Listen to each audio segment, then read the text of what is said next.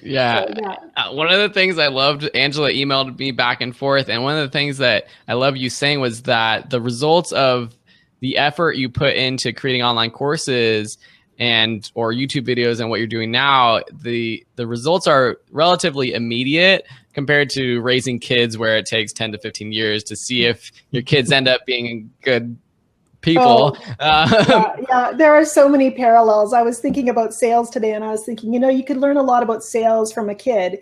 My children know that if they approach me at a certain time of day, I'm probably more likely to say yes to that request than maybe another time. And they got to phrase it just right. And there's a whole negotiation.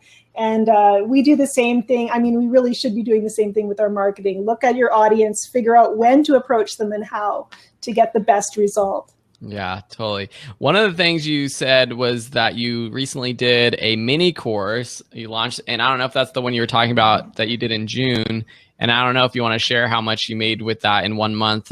But what is this strategy that you had mentioned in the email about doing a new mini course each month? And how are you? Is that just what's different from that versus your other courses? Well, the other courses I have, sorry, I'm just trying to answer a question too. The other courses I have are evergreen courses. So I launched them, they're a little bit larger. So they range in between like $39 to $100. And I like the $100 courses. They take a lot to put together, but they are much more thorough in content. But again, you got to work a little harder to sell those. And so I have a very loyal following of students who will basically buy anything I put out there. And I couldn't tell you what the percentage is right off the top of my head, but I want to keep giving to these students who've already bought everything I have. And so the best way for me to do that at this time and with the time I have was to put together these mini courses. And right now I'm trying to do one every 2 months. So I launched the first one in, I think, end of April, and that was my tree clinic, and it was just all about painting trees. I think 6 lessons or so. And so, I mean, the trick is always to limit it because I want to just pour in everything I know, and I always try to. And that one had, I decided to do a limited time enrollment for that to drive a little urgency, for the purchase. And to make it kind of a special thing for those people who are loyal customers and have been for a number of years. And that worked really well.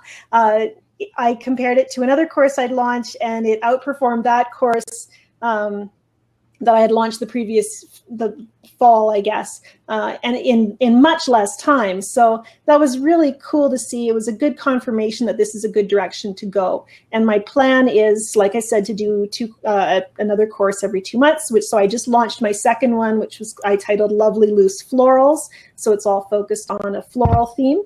And that one, again, I priced them at $3 US, which I think is a reasonable amount.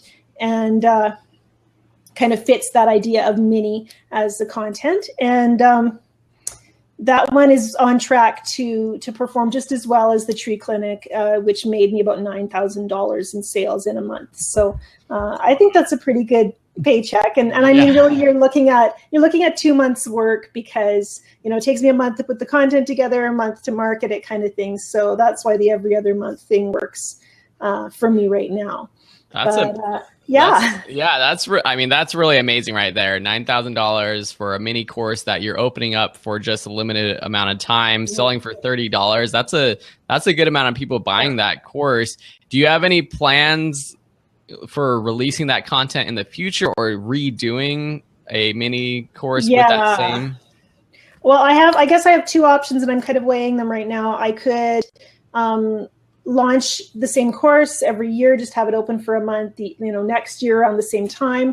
I'm not sure I'm crazy about that idea, although it would reach those students who, didn't hear about me in time to buy it. The other option would be to bundle my mini courses, which is kind of what I'm leaning towards, because then I have a bigger ticket item to sell. So take, the 3 or 4 mini courses I put together this year. Since I started in April, I won't get 6 done or anything, and just offer those at, in the new year sometime as a group of courses, which I like the idea of doing. And Teachable lets you bundle courses so that you can easily, sell them at a different price point. I don't know. I'm kind of thinking that keeping it as a month-long workshop could be a cool option too, because imagine if after a couple of years you have one of these courses that you could release every month of the year, and you only open it up once a month or once per year. The rate that your email list is growing right now is going crazy, and so there's going to be a lot of new people that are going to be interested, or people who were already on but missed out. So I don't want to sway you either way, because I don't know which way would work better. I don't know what Dave thinks, but I think that's a cool idea too. Yeah.